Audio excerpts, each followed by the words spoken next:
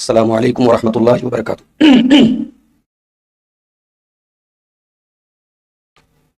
الحمد للہ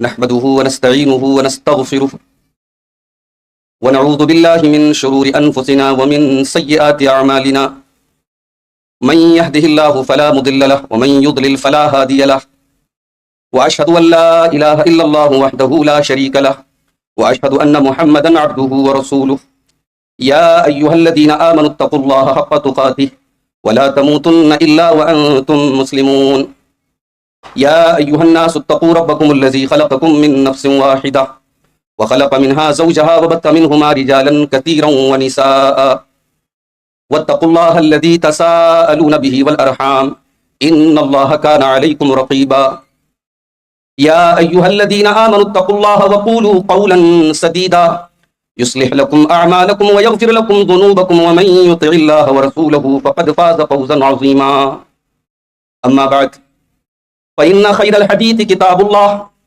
وخير الهدي هدي محمد صلى الله عليه وسلم وشر الأمور محدثاتها وكل محدثة بدعة وكل بدعة ضلالة وكل ضلالة في النار أعوذ بالله من الشيطان الرجيم بسم الله الرحمن الرحيم والله جعل لكم من بيوتكم سكنا۔ صدر محترم، ذمہ داران جماعت، علماء کرام، محترم بزرگوں، نوجوان ساتھیوں، ماں اور بہنوں، پیارے بچوں، آج کی اس عظیم الشان کانفرنس میں جس موضوع پر خطاب کرنا ہے وہ موضوع ہے گھروں کے ٹوٹنے کے اسباب۔ ہماری زندگی میں گھر کی بڑی اہمیت ہے۔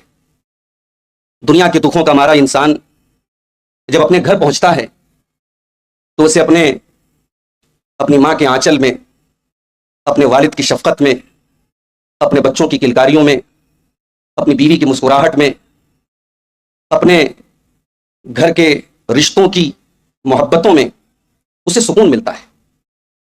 اللہ تعالیٰ نے قرآن کریم میں گھر کو سکون کا مرکز بتایا ہے۔ فرمایا واللہ جعل لکم من بیوتکم سکنا، اللہ نے تمہارے گھروں کو سکون کا ذریعہ بنایا۔ تمہیں دنیا میں اگر کہیں سکون ملے گا تو گھر میں ملے گا، اور اسی گھر میں جو گھر والی ہے اس بیوی کے گھر میں لانے کا بنیادی مقصد سکون کا حصول ہے۔ نکاح کا بنیادی مقصد، بیوی گھر میں لانے کا بنیادی مقصد سکون کا حصول ہے۔ وَمِنْ آيَاتِهِ أَنْ خَلَقَ لَكُم مِّنْ أَنفُسِكُمْ أَزْوَاجًا لِتَسْكُنُوا إِلَيْهَا، اللہ کی بہت بڑی نشانی یہ ہے کہ اس نے تمہارے لیے تمہاری بیویوں کو بنایا تاکہ تم ان سے سکون حاصل کرو۔ میرے بھائیوں، یہ جو گھر ہوتے ہیں یہ سکون پہنچانے کا کام کرتے ہیں، لیکن آج ہم جو حالات دیکھ رہے ہیں آج الٹا ہو رہا ہے۔ آج ہمارے گھر سکون نہیں، بے سکونی کا مرکز بنتے چلے جا رہے ہیں۔ آج گھروں کے حالات یہ ہیں کہ باپ اولاد کو دیکھنے کا روادار نہیں، اولاد اپنے والدین سے تمیز سے بات نہیں کر رہی ہے، بھائی بھائی کے خلاف مقدمے کر رہا ہے، شادی ہونے کو 6 مہینے نہیں گزرتے کہ طلاق اور خلا کے کیس سامنے آ جا رہے ہیں۔ یہ گھروں میں یہ ٹوٹ پھوٹ کیوں ہیں؟ یہ گھروں میں تلخیاں کیوں ہیں؟ یہ گھروں سے سکون کیوں رخصت ہو رہا ہے؟ آج کے خطاب میں ہم اسی موضوع پر گفتگو کریں گے۔ میرے بھائیوں، ہم اور آپ مسلمان ہیں، اور ہماری زندگی کے تمام شعبوں میں یہ جو ایمان ہے یہ نظر آنا چاہیے۔ ایمان کی کڑی جہاں کمزور ہوگی، توحید جہاں کمزور ہوگی، اللہ کے پیارے رسول صلی اللہ علیہ وسلم کا بتایا ہوا راستہ جہاں چھوٹے گا، ظاہر وہاں سے تباہی اور بربادی شروع۔ گھروں میں یہ جو ٹوٹ پھوٹ ہے اس کا بہت بڑا سبب ہمارے گھروں سے دینداری کا رخصت ہو جانا، ایمان کا رخصت ہو جانا ہے۔ جب گھروں میں نیری مارتیت آ جائے، جب رشتوں اور ناتوں کو کیلکولیٹر حساب کتاب کر کے جوڑ کے نبھایا جائے، جب اولاد اور والدین کا رشتہ، بھائی بھائی کا رشتہ، میاں بیوی کا رشتہ، یہ سب مادیت کے آئینے میں دیکھا جائے تو ظاہر ہے اس گھر میں محبت نہیں آ سکتی۔ محبت کے لیے ایمان ضروری ہے میرے بھائی۔ اسی لیے پیارے نبی صلی اللہ علیہ وسلم نے جب صلہ رحمی کی بات کی تو اس کو ایمان کے ساتھ جوڑا، فرمایا من کان یؤمن باللہ والیوم الآخر فلیصل رحمہ۔ ایمان ہے اگر آپ کے اندر، اللہ کو مانتے ہیں آپ، قیامت کے دن پر ایمان ہے، تب آپ صلہ رحمی کریں گے۔ رشتوں کو توڑنے کا کام تبھی ہوگا، گھروں میں ٹوٹ پھوٹ تبھی ہوگی جب ایمان کمزور ہوگا، جب اللہ پر ایمان کمزور ہوگا میرے سے۔ اور اسی لیے قرآن کریم میں اللہ تعالیٰ نے اپنے ذکر سے منہ موڑنے کا انجام یہ بتایا ہے کہ زندگی اجیرن ہو جائے. وَمَنْ أَعْرَضَ عَنْ ذِكْرِي فَإِنَّ لَهُ مَعِيشَةً ضَنْكًا وَنَحْشُرُهُ يَوْمَ الْقِيَامَةِ أَعْمَىٰ. میرے ذکر سے اگر تم منہ موڑو گے، میری شریعت کو چھوڑو گے، میرے دین کو چھوڑو گے، تو تمہاری زندگی میں سکون ختم ہو جائے گا. تو ہمارے گھروں میں جو بے سکونی ہے اس کی بہت بڑی وجہ، بلکہ پہلی وجہ یہی ہے کہ ایمان کی کڑی کمزور ہو رہی ہے، دین کی کڑی کمزور ہو رہی ہے، عقیدے کی کڑی کمزور ہو رہی ہے.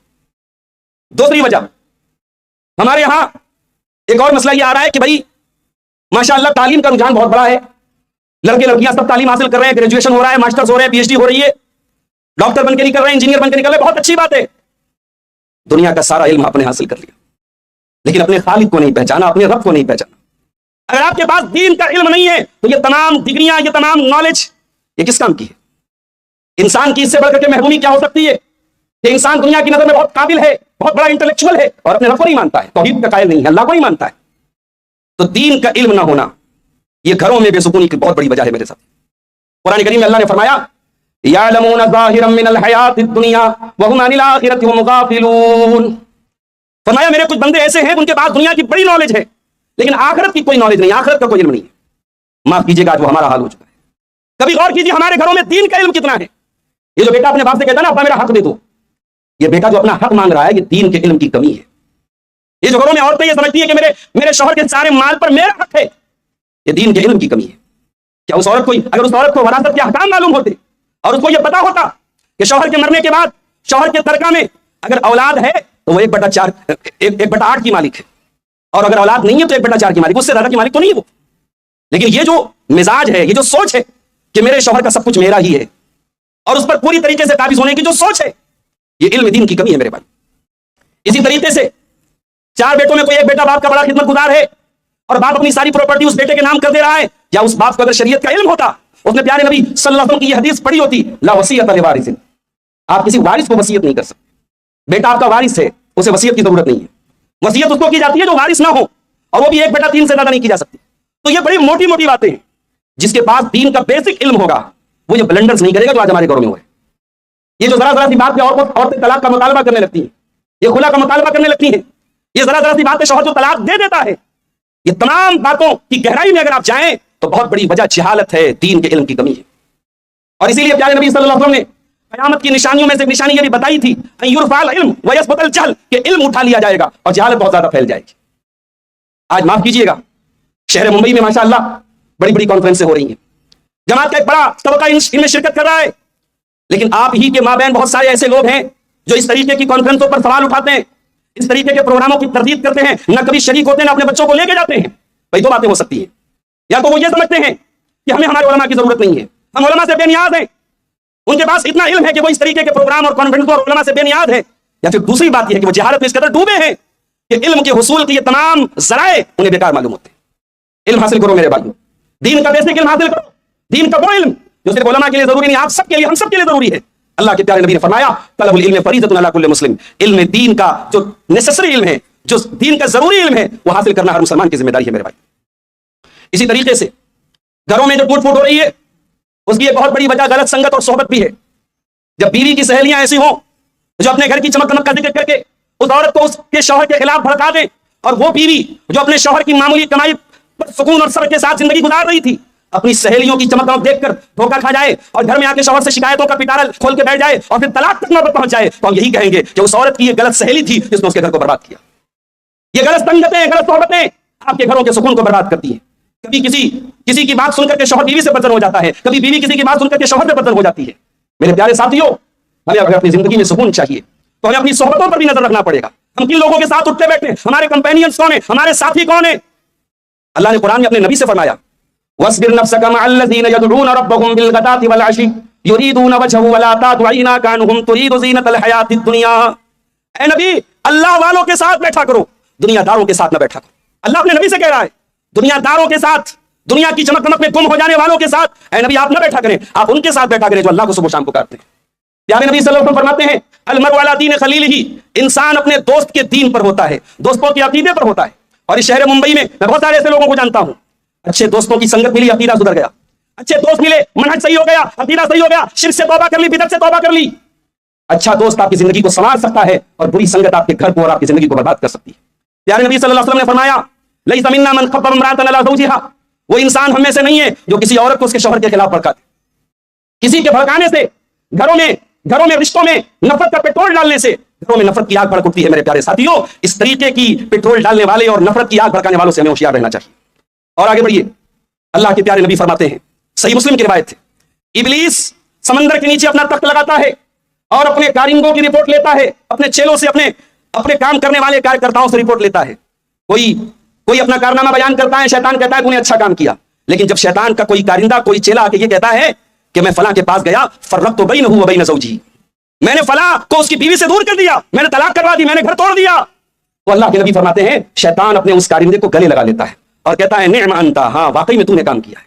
اس کا مطلب یہ ہوا کہ گھروں میں ٹوٹ پھوٹ یہ شیطان کو بہت عزیز ہے. میرے پیارے بھائیوں، اس طریقے کے شیطانی کارندے ہمارے اور آپ کے آس پاس بھی گھومتے ہیں. اگر اپنے گھر کو سکون دینا ہے اور اپنے گھروں کو ٹوٹ پھوٹ سے بچانا ہے تو ہمیں ہوشیار رہنا پڑے گا. اور آگے بڑھیے. ہمارے یہاں رشتے ناطے ہوتے ہیں، ہم رشتے ناطوں میں معیار کس چیز کو بناتے ہیں؟ شیخ رشید مدنی صاحب کے خطاب میں بھی شیخ نے اشارہ کیا کہ آج ہمارے یہاں دولت سب سے اوپر ہوتی ہے، اور دولت کو معیار بنا کے جب ہم بہو لاتے ہیں تو پھر ہم یہ رونا کیوں روتے ہیں کہ بہو تو ایسی اور ویسی ہے. اگر ہمارے رشتوں ناطوں کا معیار صرف دولت ہے، صرف حسن و جمال ہے، تو پھر ہمیں ان عورتوں کی بے دینی پہ رونا نہیں چاہیے. اللہ کے پیارے نبی کی بڑی مشہور حدیث ہے. اللہ کے پیارے نبی صلی اللہ علیہ وسلم فرمایا تنکح المرأة لأربع لمالها ولحسبها ولجمالها ولدینها فاظفر بذات الدین تربت یداک. آپ نے فرمایا عورت کا نکاح 4 چیزوں کو دیکھ کے کیا جاتا ہے. کوئی مال دیکھتا ہے، کوئی جمال دیکھتا ہے، کوئی خاندان دیکھتا ہے، کوئی دینداری دیکھتا ہے. آپ نے فرمایا دیندار عورت کو ترجیح دو، کامیاب ہو جاؤ. دینداری کو ترجیح دیجیے، اخلاق کو ترجیح دیجیے. اور پیارے نبی صلی اللہ علیہ وسلم نے بعض رشتوں کو ریجیکٹ کروایا ہے جہاں آپ نے مناسب نہیں دیکھا. بڑی مشہور حدیث ہے حضرت فاطمہ بنت قیس کی. فاطمہ بنت قیس کے پاس 2 نکاح کا پیغام آیا. ایک حضرت معاویہ کا پیغام آیا اور دوسرا پیغام حضرت ابو جہل کا پیغام آیا. حضرت فاطمہ بنت قیس نے اللہ کے نبی سے مشورہ کیا کہ یہ 2 پیغام میرے پاس آئے ہیں. اچھا طلاق یافتہ تھیں، وہ شوہر نے طلاق دے دی، مطلقہ تھیں، اور یہ 2 پیغام آئے. ہمارے یہاں صاحب مطلقہ اور بیوہ سے نکاح کرنا بڑا شاذ و نادر، کوئی کر لے تو کر لے. کوئی بیچاری عورت بیوہ ہو جائے تو سماج نے جملہ بنا لیا اپنے بچوں کے سہارے زندگی گزار لے. بہت بڑا جھوٹ اور بہت بڑا فراڈ ہے یہ اس عورت کی زندگی کے ساتھ بہت بڑا کھلواڑ ہے جو سماج کھیل رہا ہے.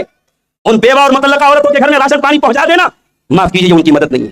اس عورت کو عزت کے ساتھ اور فطری تقاضوں کی رعایت کے ساتھ زندگی گزارنے کا پورا حق ہے، اور یہ حق اسلام نے دیا ہے جسے ہمارے سماج نے محروم کر دیا ہے. سماج میں کچھ ایسے لوگ بھی ہوں جو مطلقہ اور بیوہ سے نکاح کریں، اور اگر ایک نکاح کر چکے اور دوسرے نکاح کی طاقت ہے تو قدم آگے بڑھائیں اور دوسرا نکاح کریں، دونوں بیویوں کے ساتھ انصاف کے ساتھ نکاح کریں تاکہ ان مطلقہ اور بیوہ عورتوں کا بھی گھر بسے.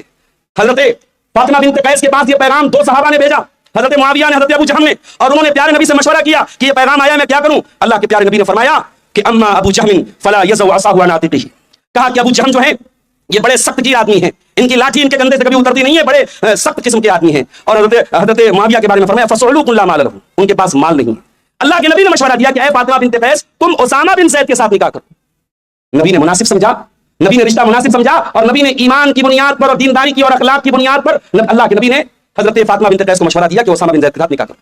اور حضرت فاطمہ بنت قیس کہتی کہ میں نے یہ نکاح کیا فاغتبطت به، تو میں بہت رشک مجھے ہوا اور میں بہت اچھی مجھے زندگی ملی، بہت خیر اللہ کی طرف سے میں نے دیکھا.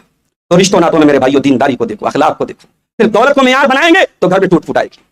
اچھا یہ جو وجہ میں نے بتائی ہے، اسی سے ریلیٹڈ ایک وجہ اور ہے جو گھروں میں ٹوٹ پھوٹ کا سبب بن رہی، اور وہ کیا ہے؟ میاں بیوی کا ایک دوسرے کے حقوق سے غافل ہو جانا. شادی کا ایک بنیادی مقصد جسمانی لذت کا حصول بھی ہے، اور اگر شوہر بیوی کا یہ حق ادا نہ کرے اور بیوی شوہر کے اس حق کے حقوق کی ادائیگی میں رکاوٹ بنے تو اس سے بھی گھر ٹوٹتے ہیں. میرے پیارے ساتھی، آج کی بھاگ دوڑ بھری زندگی میں بہت سارے شوہر حضرات ہیں جو ان چیزوں کا خیال نہیں کرتے ہیں اور اپنی بیوی کی جائز ضرورتوں کو پوری نہیں کرتے ہیں، یا بیویاں گھر کے کاموں سے بہت زیادہ تھکنے اور ہارنے کے بعد اپنے شوہر کے حقوق کا خیال نہیں کرتی ہیں، اور اس وجہ سے بھی گھر ٹوٹتے ہیں. پیارے نبی نے بڑے سخت الفاظ استعمال کیے ہیں. آپ نے فرمایا اگر شوہر بیوی کو اپنی فطری ضرورت کے تحت بلائے اور بغیر کسی شرعی عذر کی عورت انکار کر دے، لعنت الملائکۃ حتی تصبح، تو صبح تک فرشتے لعنت کرتے ہیں اس عورت کے اوپر.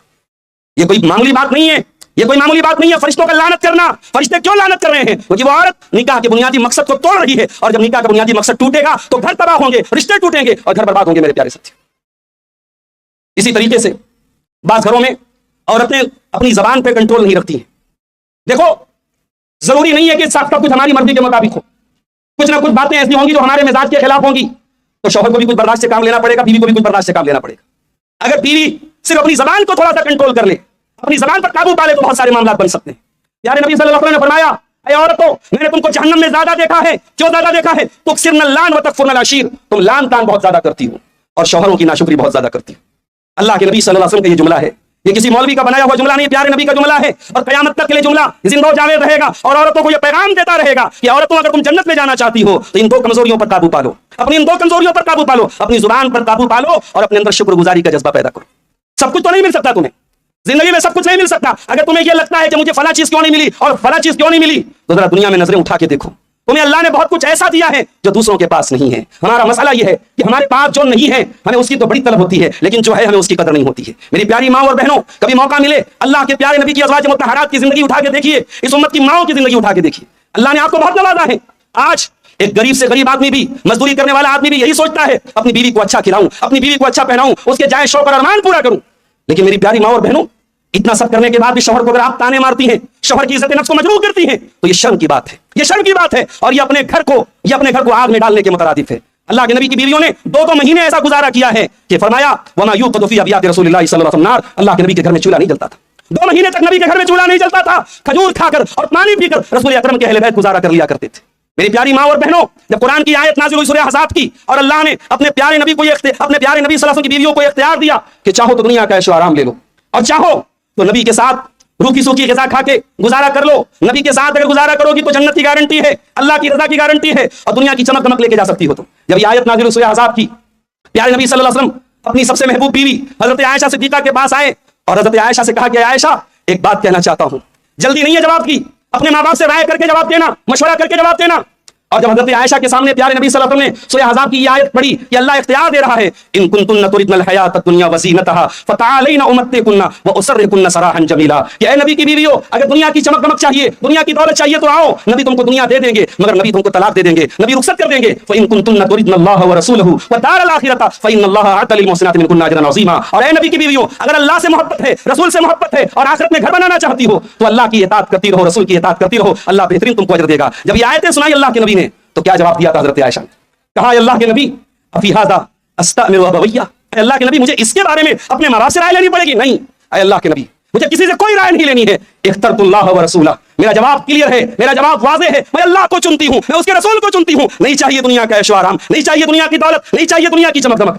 یہ مثال قائم کی حضرت عائشہ نے، اور پھر یہی جواب نبی کی تمام بیویوں نے دیا، اور جب نبی کی تمام بیویوں نے دنیا کو ٹھکرا کر نبی اکرم کے ساتھ زندگی گزارنے کو قبول کیا تو اللہ نے یہ درجہ ان کو دیا، قرآن کی آیت نازل کی وازواجہ امہاتہم، نبی کی بیویاں اہل ایمان کی مائیں ہیں، قیامت تک وہ مائیں رہیں گی، ان کو یہ درجہ ملا کہ وہ جنت میں بھی نبی کی بیویاں رہیں گی۔ میری پیاری ماں اور بہنوں، صبر و قناعت پیدا کرو، صبر و قناعت پیدا کرو، زندگی میں اگر کچھ خواہشیں پوری نہیں ہو رہی ہیں دعا کرو اللہ جنت میں پوری کرے گا۔ حضرت آسیہ کو یاد کرو، فرعون کی بیوی تھی، فرعون کی بیوی تھی، بڑا ظالم تھا فرعون، ایمان لے آئی، فرعون نے محل سے نکال کے قید خانے میں پہنچا دیا۔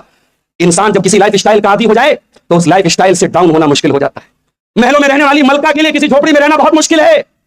آسیہ محلوں میں رہنے والی تھی، فرعون کی بیوی تھی، قید خانے کی کوٹری میں پہنچ گئی، ہاتھوں اور پیروں میں بیڑیاں آ گئیں، مگر اللہ کی اس بندی کا ایمان دیکھو، اس کی استقامت دیکھو، یہ بارگاہ الہی میں دعا کرتی ہے اور کہتی ہے رب ابن لی عندک بیتا فی الجنہ، رب ابن لی عندک بیتا فی الجنہ، پروردگار تیری توحید کے لیے میں نے محل چھوڑا ہے، تیری توحید کے لیے بادشاہ وقت کی حویلی چھوڑی ہے، پروردگار دنیا میں تو نہیں، جنت میں محل کی تمنا ہے، جنت میں تو محل عطا فرما دے، اپنے پاس ایک محل عطا فرما دے، ونجنی من فرعون وعملہ، اور اس ظالم فرعون سے مجھے نجات عطا فرما۔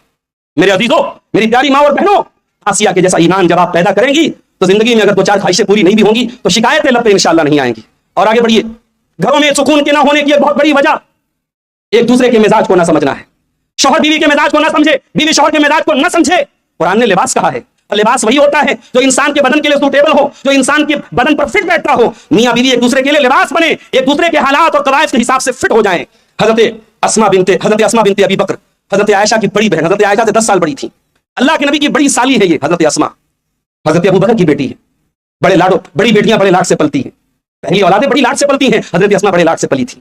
ان کی شادی ہوئی حضرت زبیر کے ساتھ، زبیر غریب آدمی تھے، حضرت اسماء کہتی ہے شادی ہوئی مجھے بہت سارے کام خود کرنے پڑتے تھے، کہتی ہیں کہ کھجوروں کے باغ میں سے جا کے کھجوروں کی گٹھلیاں چنتی تھی اور گھوڑوں کو کچھ چارے کے طور پہ کھلاتی تھی۔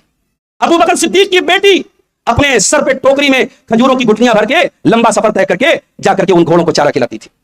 کہتی ہے کہ راستے میں جا رہی تھی، اللہ کے پیارے نبی صلی اللہ علیہ وسلم حضرت اسماء کہتی ہیں کہ میرے سامنے سے گزرے، اور آپ کے ساتھ انصاری صحابہ کرام بھی تھے۔ اللہ کے نبی نے اپنی سواری کو بٹھا لیا اور اشارہ کیا، اے اسماء آؤ سواری پہ بیٹھ جاؤ۔ سالی تھی حضرت اسماء اللہ کے نبی کی، آپ نے سواری خالی کر دی کہ بیٹھ جاؤ۔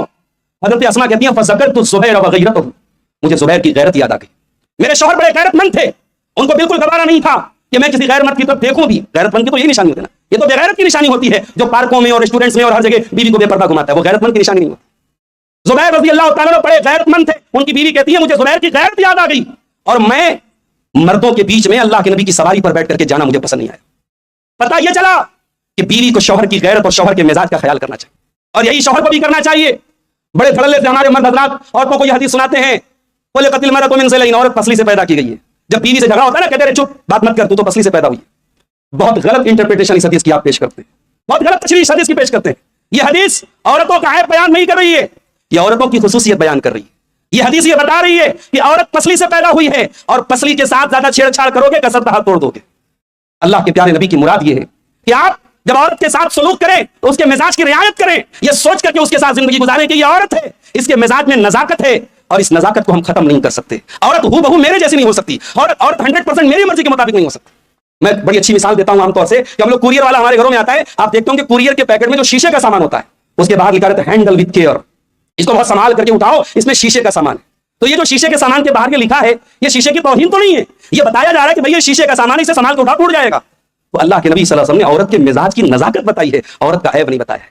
اس لیے میرے بھائیوں زندگی کی گاڑی کو سکون کے ساتھ گزارنا ہے. ایک دوسرے کے مزاج کی رعایت کیجیے. نہیں کریں گے زندگی کی گاڑی ٹوٹ جائے گی. لا یفرق مومن مومنۃ ان کرہ منها خلقا رضی منها آخر. پیارے نبی نے فرمایا خبردار کوئی مومن اپنی بیوی سے الگ نہ ہو. اگر اس کی کوئی ادا ناپسند ہے تو ضرور کوئی نہ کوئی ادا پسند آتی ہوگی. ارے عورت اگر کھانا اچھا نہیں بناتی لیکن آپ کے بچوں کو پڑھا رہی ہے اچھی تعلیم دے رہی ہے تو صبر سے کام لے لو. دو چار ٹائم کا کھانا ریسٹورینٹ میں کھا لو بھائی صاحب. سکون اور صبر کے ساتھ زندگی گزرے گی. گھر میں کبھی کبھی باپ بچوں کو بلا وجہ بھی ڈانٹ دیتے ہیں. کبھی کبھی ایسی بات پہ بھی باپ ڈانٹ دیتا ہے کہ ہماری غلطی نہیں اور باپ نے ڈانٹ دیا. تو بھائی آپ کسی کمپنی میں کام کرتے ہیں آپ کا باس ہوتا ہے. باس کبھی کبھی آپ کو یوں ہی دو چار باتیں سنا دیتا ہے مگر آپ کو اپنی نوکری بچانی تو باس کی باتیں سن لیتے ہیں. آپ کسی کارخانے میں ملازم ہے تو مالک کی باتیں سن لیتے ہیں. باپ آپ کا باپ ہے آپ کا والد ہے جنت کا دروازہ ہے آپ کے لیے. ارے گھڑی میں لگا لو اسٹاپ واچ لگا لو آدھا گھنٹہ سن لو باپ کی ڈانٹ. ایک وقت آئے گا تمہارے کان ترسیں گے. کوئی باپ ہوتا گھر میں جو ہمیں ڈانٹا کرتا. کوئی ماں ہوتی جو ہمارے بچوں کو ٹوکا کرتی. وہ دن آنے کے پہلے اپنے بوڑھے ماں باپ کی دو چار ڈانٹیں سن لو میرے بھائی. دو چار باتیں سن لو. ان ماں باپ کی ڈانٹوں سے زندگی گھر کی رونق ہے میرے بھائی. ان ماں باپ کا غصہ اور ان کی طرف سے جو زجر و توبیخ ہوتی ہے یہ بھی گھر کی رونق کا ایک حصہ ہے. اس کا برا نہ مانو میرے بھائیوں. میاں بیوی ایک دوسرے کے مزاج کی رعایت کریں. اولاد بھی اپنے والدین کے مزاج کی رعایت کریں. چونکہ وقت ختم ہو رہا ہے آخری بات بیان کر کے میں بات ختم کرتا ہوں کہ ہمارے یہاں جوائنٹ فیملی سسٹم سماج میں بڑا آدرش مانا جاتا ہے اور اسی پر لوگ عمل کر رہے ہیں. اس جوائنٹ فیملی سسٹم کے ذریعے جو بہت ساری برائیاں ہمارے یہاں آئی ہیں اس میں بہت بڑی برائی پرائیویسی نہیں ہے. بلا وجہ شوہر اور بیوی کے رشتے کی جو پرائیویسی ہے اس کا خون کیا جاتا ہے.